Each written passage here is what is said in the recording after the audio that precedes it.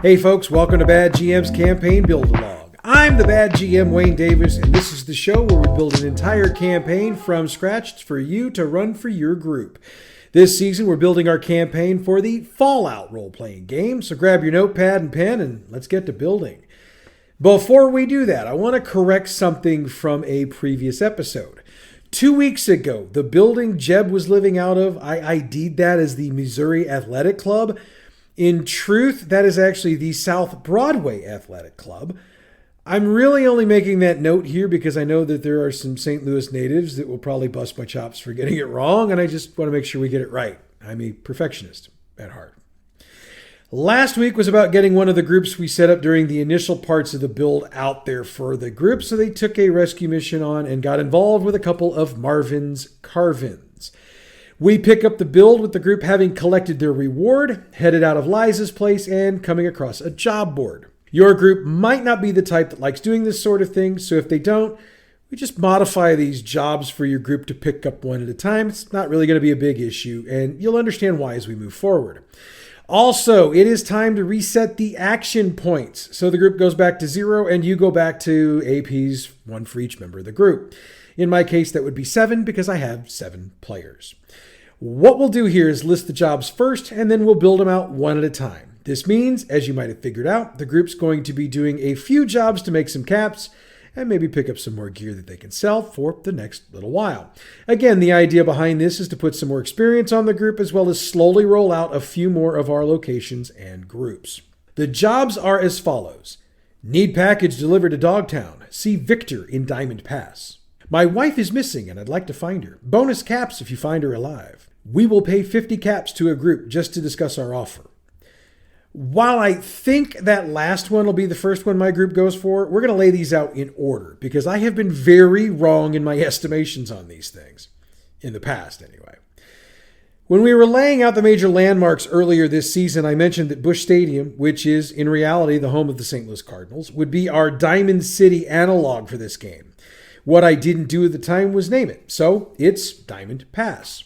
From where they are on the riverfront, it's going to be about an hour's walk to the north to get to Diamond Pass, and the group knows it's going to be a tough walk since they've already run into some Marvin's Carvins in the area as well as a group of raiders. See the last 2 missions if you're new to the show.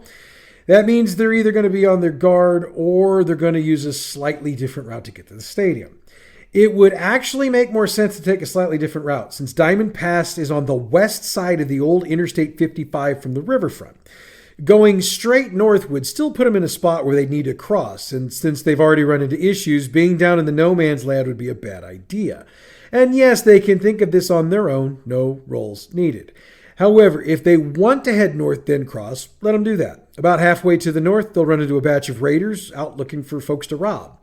There'll be 1 raider less than the number in the group, and the stats for the raiders are on page 386. Use them as is because there's not anything overly special about them. They're just a group out to steal from what they see as easy targets. As they get closer to heading up the hill towards the arch, they should realize they've got one good chance to cross the highway to get to the stadium without having to deal with the walls up around the arch, as Diamond Pass is close to the old Interstate 64 overpasses in the area.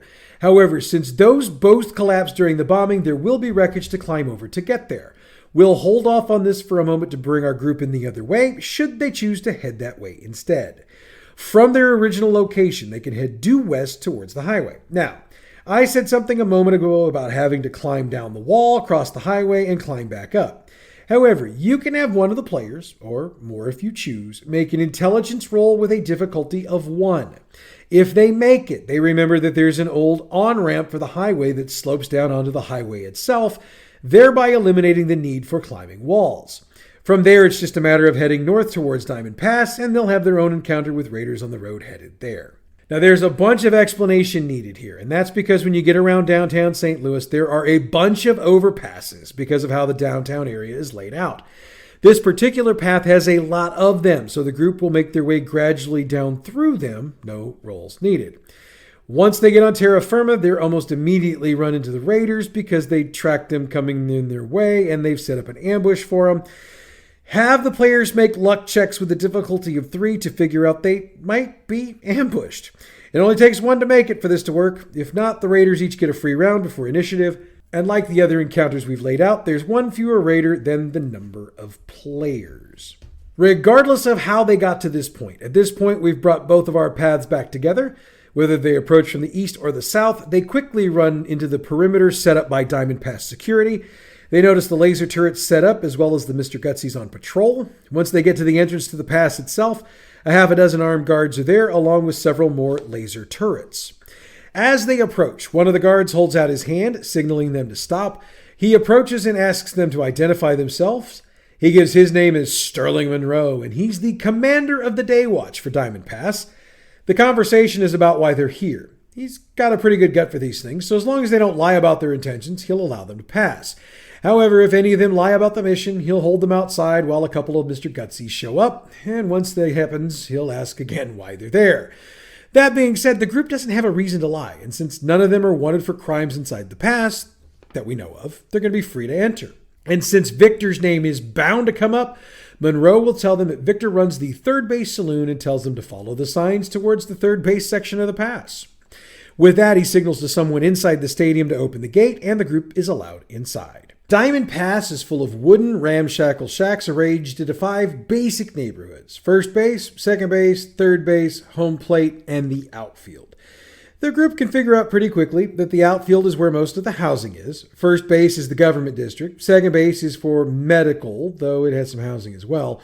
Third base is the Diamond Pass equivalent of a red light district, and home plate, which is the first neighborhood you pass through when you enter, and it's the commerce district. There's also a small food stand in the center of the district, and it seems to be doing a thriving amount of business. The group will see a variety of folks here, including several men that are obviously part of the Brotherhood. Those men, however, seem to be ignoring almost everyone and won't speak to anyone in the group unless they just happen to be members themselves. Even then, all they'll do is identify themselves as Paladins Reese, Zubov, and Ramos. They won't state their business, but will suggest the members carry on. Now, I know my group, so I know they're going to want to check out the shops while they're here. In this case, refer to the various equipment lists in the book. Anything rarity 2 or lower is available, but shopkeepers will start at 50% more than book value.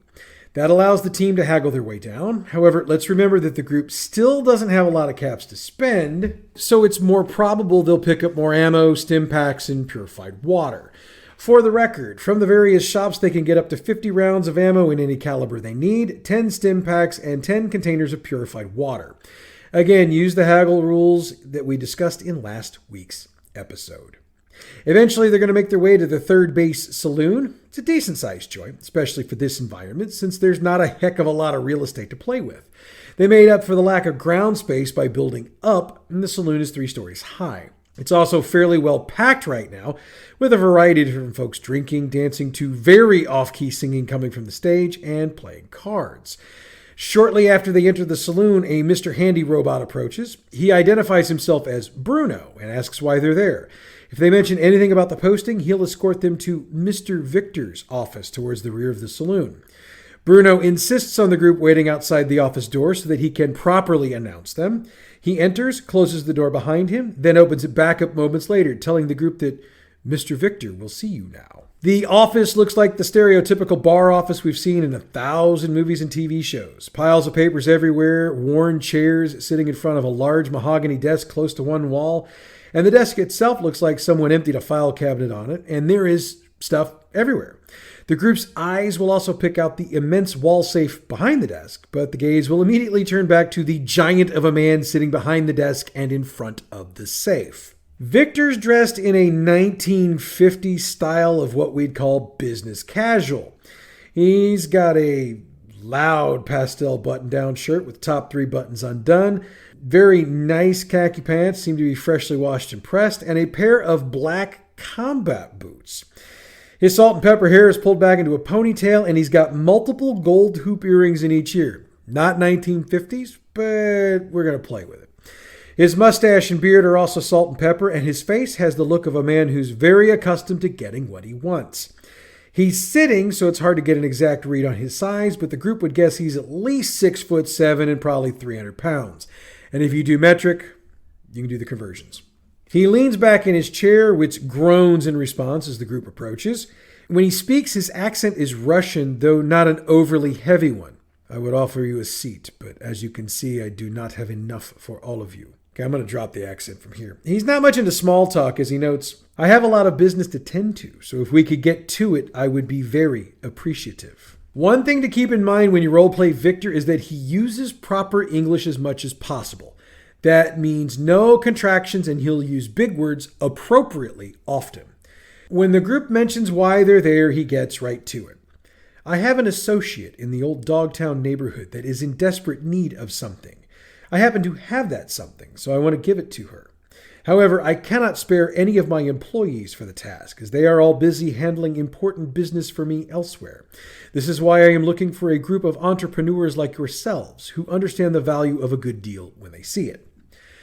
The delivery in question is a 15-inch by 15-inch square box with 4 locks on it.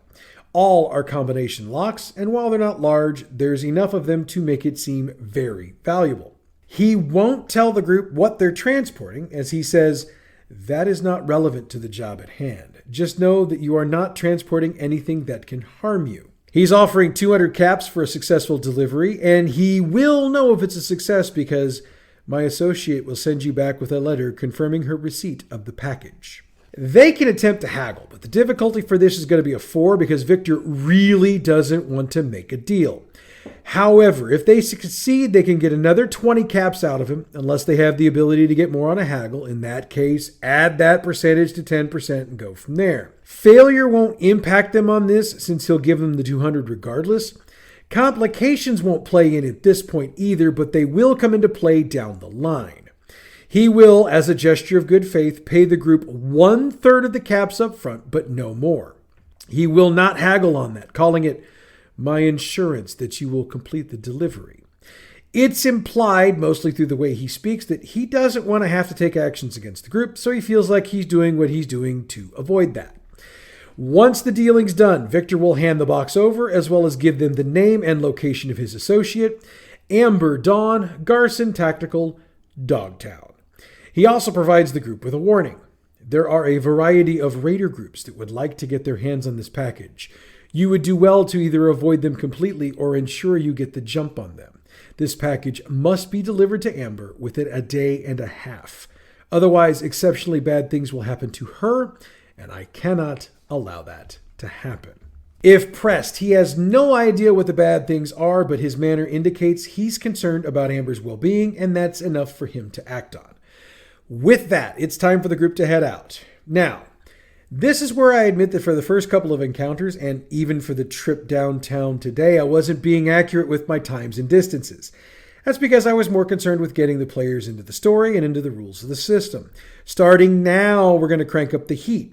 Metaphorically, of course, on the group, and we'll be keeping track of time as well as food and water. There are 2 charts that cover food and drink on page 191 of the book. Basically, they need to eat at least every 8 hours and drink every 4 hours to avoid penalties. Now, it's also noted that combat and/or strenuous activity will immediately drop you down a category on the charts, so be mindful of that as well. All you have to do is keep a rough estimate of where the group is and give them hints when they start moving down categories. It's up to them to actually stop and eat or drink, and if they don't, then put the penalties into place. I also did the math on the distance between Diamond Pass and Dogtown. Now, for those looking to check my math, Dogtown does not technically exist.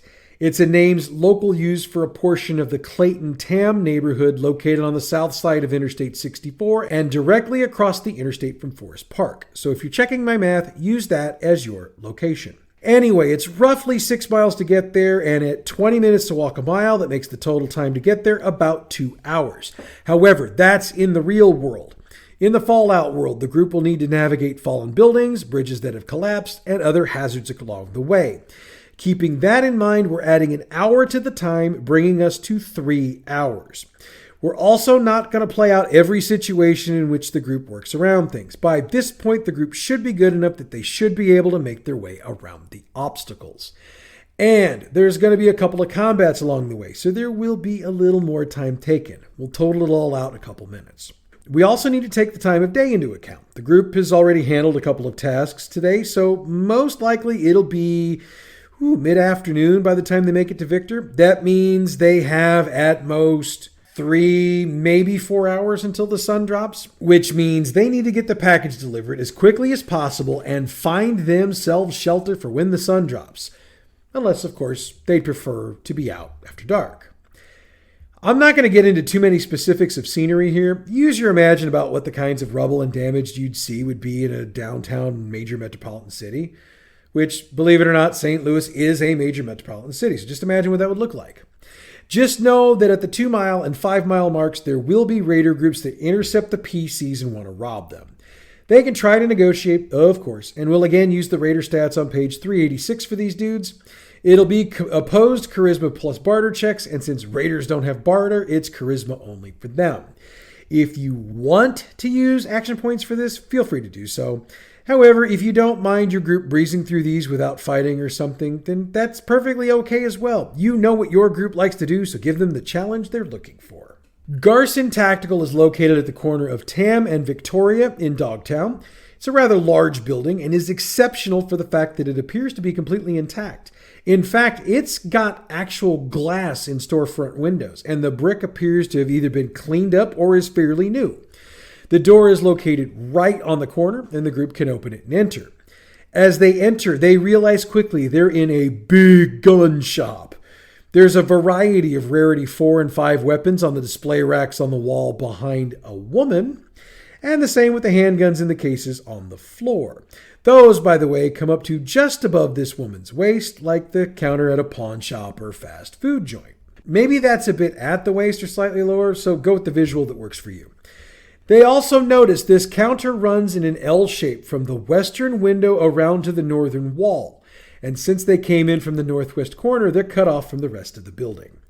There's a big, muscular dude behind the northern part of the counter, and he's eyeballing the group. On the southern side of the counter, there's a petite blonde who must be standing on something to see over the counter. She's made up in ways the group has probably never seen. Her hair appears to be professionally done, and it's more of a pageboy cut. She's also wearing makeup, but it is minimal. However, even minimal makeup is noticeable when most women don't wear it. She's dressed in a black t-shirt and black cargo pants, and while they can't see her feet, it's a pretty sure bet she's got combat boots on. When the group approaches her, she says in faintly accented Russian, "Welcome to Garrison Tactical. What can we do for you today?" If the group asks if she's Amber, she appears to be flustered for a brief moment, but quickly composes herself and states, "I do not know an Amber. My name is Alexandra. How may I help you today?" As she says that, have the person speaking with her make an intelligence check. It's a difficulty 2, but if they make it, they can tell she really doesn't want the guy at the other side of the counter to listen in on what's being said, so the player can do with that what they will. Should someone in the group think to go distract the guy, he'll give his name as Byron, and he'll start talking about how Garrison Tactical provides the best protection Caps can buy, and we'll start into the spiel about training and recruitment and blah, blah, blah, blah, blah. Whomever is handling this guy can have a lot of fun with it if they're willing to play along. After that goes on for a moment or two, the woman leans in close to whomever she's speaking with and nearly whispers, "I am Amber, is code name I use with my brother. Nod if yes. Did my brother send you with something?" Once the character nods, she'll say, "I go on a dinner break in a half hour. Meet me 2 blocks south of here. Is abandoned house with blue door. I will meet you there." She then leans back and speaks in a more normal, if not a bit on the loud side voice. "No, sir, I am sorry. I cannot budge on the price. She is certainly the piece that will fit your needs, but at that price I would be taking food out of Byron's mouth, and we cannot do that." Byron overhears it and he chuckles. The group can disengage themselves at this point, though whomever was speaking with Byron will probably need to at least agree to think about whatever was being discussed in order to get away. The group has a location and a time, but they're also smart enough to know not to just head over there. They'll probably take a winding route through Dogtown before they come upon the house. And if I know your group as well as I know my own, they'll probably want to scope out the area well before the meet, so let's break this down. The house sits in the middle of 10 lots of homes on the block. 4 others are still standing in some way, shape, or form, while the others are nothing more than picked over debris. There's an alley running behind the house, but the 3 buildings behind it are large piles of rubble. There's also a standing house to the north of this one, but the lot on the other side is rubble. They can also quickly realize that if you go in through the back door, you cannot be seen from the street, which means Amber will more than likely come up the alley and in the back door. For tactical purposes, the group realizes that either end of the alley and the house next door are good places for folks to hide if they want to spy on the meeting or keep tabs on Amber. If they want to, they can hit those spots themselves to watch over things. If they don't care if they're seen by anybody else, no roll is needed. If they want to hide until or unless they need to be seen, agility plus sneak difficulty of 2. Exactly 35 minutes after she spoke to the group, Amber arrives at the rear door to the house. She's jittery, like she's expecting things to go down at any point. The group members on Overwatch don't see anything, and that's because there's nothing to see. She will explain herself thusly. I didn't want to work for Garson, but Viktor needed me to dig up information on somebody. I finished the job, but now I need a way out. I think they're onto me, so I reached out to Viktor through a friend. What's in box will help get me out. She won't tell them what it is, but she provides them with a note hastily scribbled in Russian. She'll smile and assure the group it tells Viktor you delivered package. She then gives them a serious stare and states matter-of-factly, unless you want to be accused of very bad things, you should go. Head back to Viktor and give him note. That way, he pays you. She will not accept any help from the group, and if they keep badgering her, she'll eventually just walk away. By this point, the group needs to make a hard choice. Do they go above and beyond the job and risk getting onto someone's list, or do they trust the lady and head back for Diamond Pass? So, between you and me, if they decide to follow Amber back into the building, she will eventually turn on them and point a laser pistol. She'll explain, plainly, if I am seen with you again, they will get suspicious. If they get suspicious, I cannot get away. You need to go, and you need to go now. Viktor has given me what I need to help myself. I do not need you. That should really be enough to deter the group. If they still insist on following Amber, once they get inside, Byron has been joined by 3 other heavy hitters, and they give the group really suspicious looks. To talk their way out of it, it's opposed charisma plus speech rolls, and the soldier types use the mercenary stats on page 392. And do not water them down. They're 4 levels higher than the group, and they're here as a part of something the group's not supposed to get into until later on. Should the group succeed, Amber will be rather annoyed with them, but she'll leave with them to go back to Viktor. She'll note, however, that Viktor will not be pleased with you. You were supposed to deliver package and leave. Now you know things you should not. She'll open the box, pull out a 14 by 14 inch explosive device, attach it to the counter, set the timer, and quickly run out the front door. She makes it to the corner diagonal to the one they're on before the building explodes. She'll look whomever the group leader appears to be in the eyes and says again, I told you I could handle this. Now Viktor will be very angry with you. She won't say another word until they're back in the saloon, and we'll get to that in a minute. Should the group heed Amber's advice, they'll get back to Viktor's saloon without issue and just before sundown. It'll be the same procedure as before, with the guards screening them getting into the stadium, and Bruno during his bit before they see Viktor again. When they hand him the note, he smiles. You did excellent work, gentlemen. You've earned your caps. He then slides a tin across the table to them that contains the rest of their payment for the job. If the original negotiations had a complication, he will finish by stating, while I appreciate your efforts, I feel that it is better that we not do additional business together, and I would thank you for your discretion about this particular job. At that point, Bruno will escort them out. They can either pay to eat and drink here or head out and find a place to stay, either the place they've got set up if they did that, or a place for the night if they didn't. If the group followed Amber after the exchange and witnessed the bomb exploding, it doesn't matter what happened during the original deal. Viktor is extremely angry and requests that Bruno ensure the group leaves the saloon and never returns.